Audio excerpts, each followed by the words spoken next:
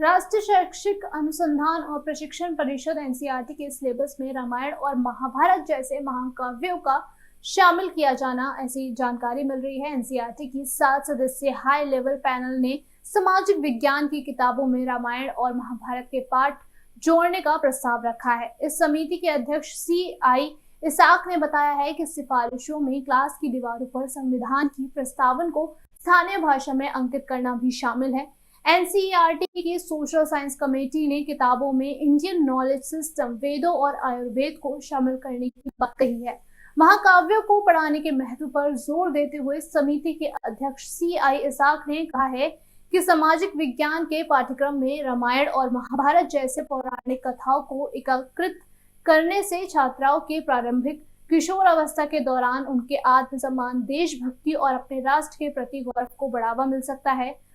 उन्होंने देशभक्ति की कमी के कारण विदेश में नागरिकता चाहने वाले कई छात्रों के प्रस्थान का हवाला देते हुए छात्रों को अपनी जड़ों से जुड़ने और अपने देश और संस्कृति के प्रति प्रेम पैदा करने की आवश्यकता पर प्रकाश डाला है। इसके अलावा पैनल ने इतिहास को 4 अवधियों में वर्गीकृत करने की सिफारिश भी की है। अब तक किताबों में इतिहास को 3 भागों में पढ़ाया जाता था, जिसमें प्राचीन, मध्यकालीन और आधुनिक भारत सेक्शन शामिल है।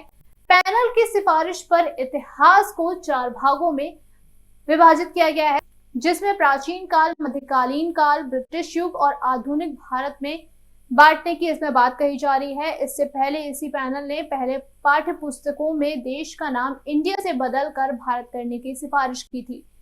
पाठ्यक्रम में प्राचीन इतिहास की बजाय शास्त्रीय इतिहास शुरू करने का भी सुझाव दिया गया है। इसके अलावा पैनल ने कक्षा 3 से 12 तक की पाठ्य पुस्तकों में हिंदू जीत को उजागर करने का प्रस्ताव भी दिया है। इसाक ने प्रस्तावना के महत्व पर जोर दिया है, जो लोकतंत्र और धर्मनिरपेक्षता जैसे सामाजिक मूल्यों को रेखांकित करता है और बेहतर समझ और सीखने के लिए इसे कक्षा की दीवारों पर प्रदर्शित करने के लिए सिफारिश भी की है। पिछले साल बनाई गई इस समिति का लक्ष्य सामाजिक विज्ञान पर अपने फाइनल पोजीशन पेपर के माध्यम से नई एनसीईआरटी किताबों के विकास की नींव तैयार करना है। हालांकि एनसीईआरटी ने अभी तक इन सुझावों पर कोई फैसला नहीं किया है।